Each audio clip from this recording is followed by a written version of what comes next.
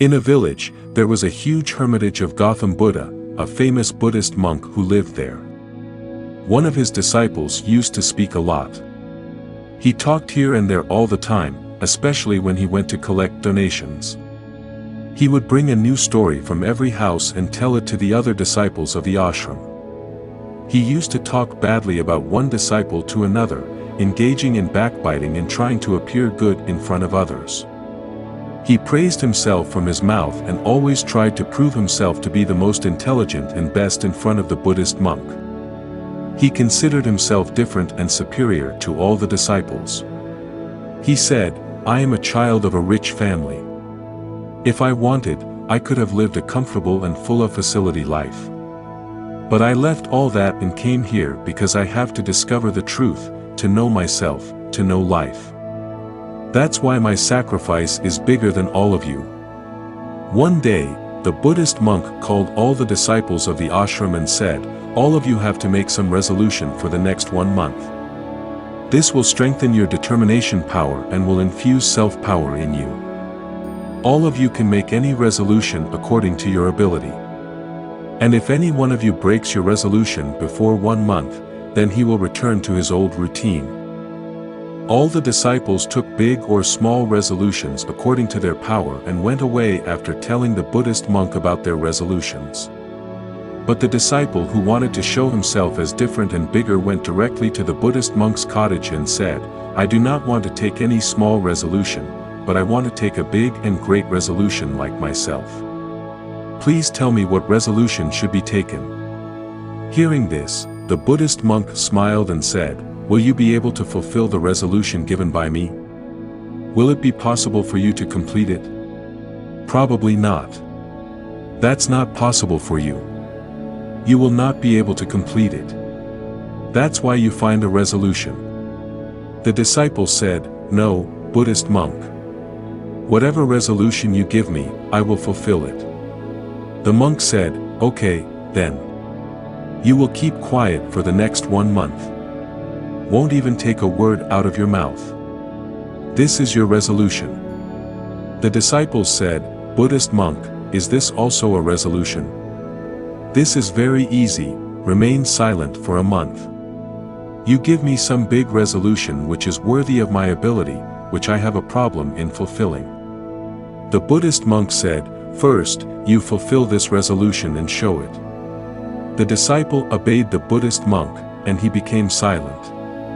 At the same time, he turned and went out of the hut. He found it much easier to remain silent. He spent 1 day silently, but from the second day, the burden of not speaking started increasing in his mind. On the 3rd day, he started feeling heaviness, and on the 4th day, he started feeling a strange uneasiness because all the disciples in the ashram were talking to each other. He also wanted to present his side in front of them. He wanted to stop speaking, but his resolve was coming in the way. In this way, a few more days passed, and that disciple fell ill. His head was exploding. He didn't even feel like eating or drinking. He just wanted to speak. He went to the Buddhist monk and sat in front of him and talked to him by writing, "Buddhist monk, I want to speak. I can't breathe without speaking. I am getting out of breath. I feel like I'm losing my mind internally. What should I do? Should I break my resolution?" The Buddhist monk smiled after reading this and said, "Resolutions are only meant to be broken. But the one who fulfills his resolution increases his inner strength, and the one who increases his inner strength, he is on the path of society and awakening grows further. Taking the resolution was also in your hands, and breaking it is also in your hands." Many of the disciples have broken their resolve and returned to their old routine. If you are not able to do it, then you can also break your resolve and go back to your old routine. But remember, if you are not able to handle this small resolution today, then how will you be able to handle the rest of your life? The rest of the decision is entirely in your hands. These words of the Buddhist monk hurt the heart of the disciple. He went back without saying anything and locked himself in his hut. He used to come out of the hut only for his essential work and would sit inside the hut for the rest of the time. 15 days had passed, and the resolve of all the disciples in the ashram almost had been broken by now. But his resolve was still on. After taking the resolution, till now, he had not uttered a single word. The entire ashram was taken aback by the sudden silence of the person who used to speak so much. After 15 days, he again went to the Buddhist monk and talked to him by writing, "Buddhist monk, I am silent from outside, but there are many voices inside me.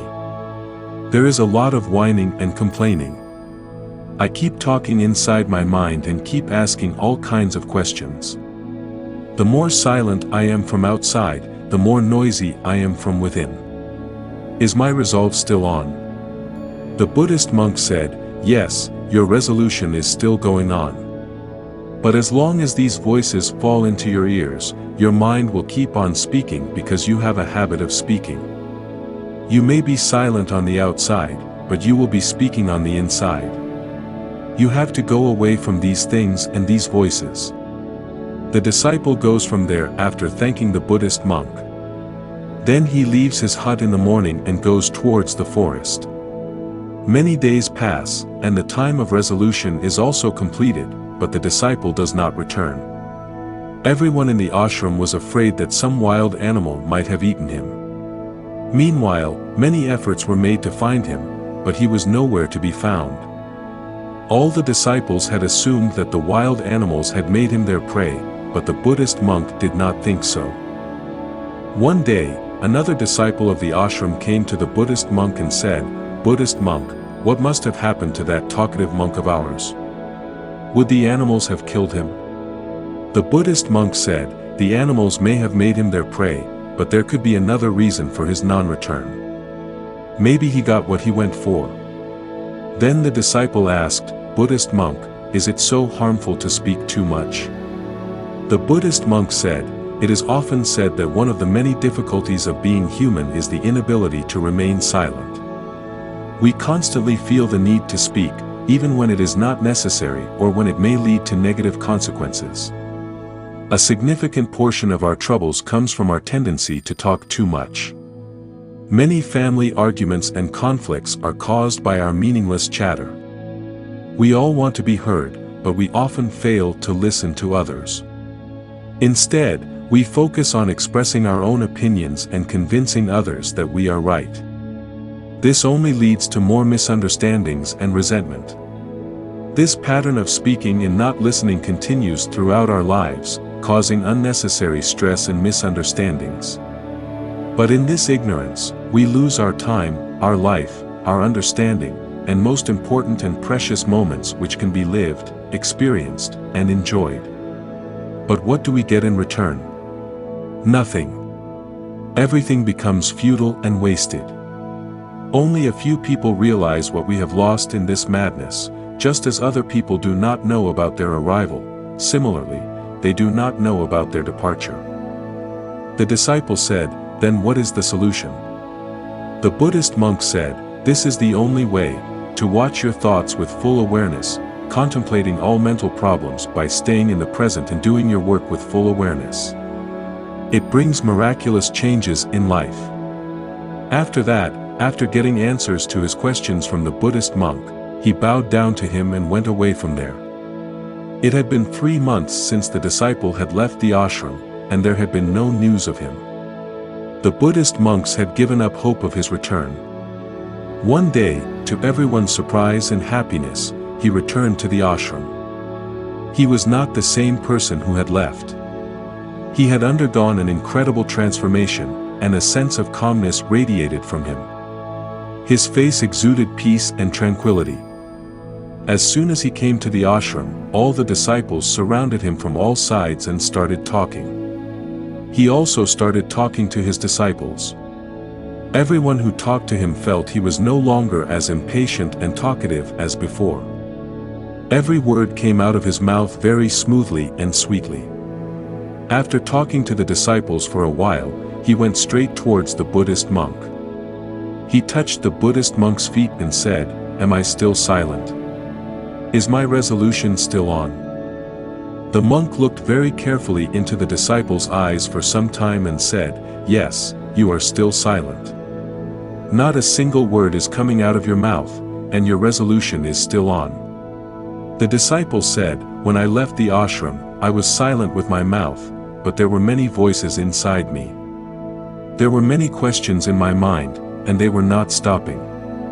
So, I went to the forest, hoping that there I would find peace and the chatter of my mind would subside. But the more I went into solitude, the louder the voice inside me grew. I started hearing the old voice inside me. Only then did I realize how wrong I was doing when I used to say bad things to my family, friends, and Buddhist monks. At that time, I used to feel that I was saying the right thing. Even when I used to backbite and make fun of the Buddhist monks, I used to feel that I was better than them. But that day, I realized for the first time how wrong I used to speak. For a long time, these voices, these complaints, kept going on inside me. But gradually, one day, all these voices vanished from inside me. Now, I have become silent from inside also. In that dense forest, there was no one to speak from outside, and there was no sound left inside. And I understood the true meaning of silence for the first time. That day, there was peace all around me. Although there were still some voices coming, which used to come before, I could not hear them. But now, I could hear all those voices clearly, the sound of the wind blowing, the sound of birds chirping, and the sound of flowing water. I heard all these voices for the first time with full consciousness. I had never felt so much peace around me before. So, to disturb this peace, for the first time, I took any word out of my mouth. I shouted, "Oh God, what kind of peace is this? Why is everything so quiet? What happened?" But even after my shouting, the peace was not disturbed. Everything was as calm as before, outside as well as inside. Dear monk, I had a conversation with my fellow disciples and with you physically. I am talking and walking and observing everything around me. However, I feel completely alone internally and in silence. Even when I try to express myself, I still feel isolated. Now, I can see everything clearly and hear everything more vividly. The Buddhist monk said that unrest within us is caused by speaking excessively on the outside. However, when we turn inward, we remain calm no matter what we say. Most of the world's evil originates from our talking because we fear silence. We speak more than necessary and fail to listen to others. Instead, we interrupt them to make them understand who we are and what we can do. This becomes the purpose of our lives, and all our energy is wasted in meaningless conversations. Such a society is filled with sorrow because people don't listen to each other or try to understand.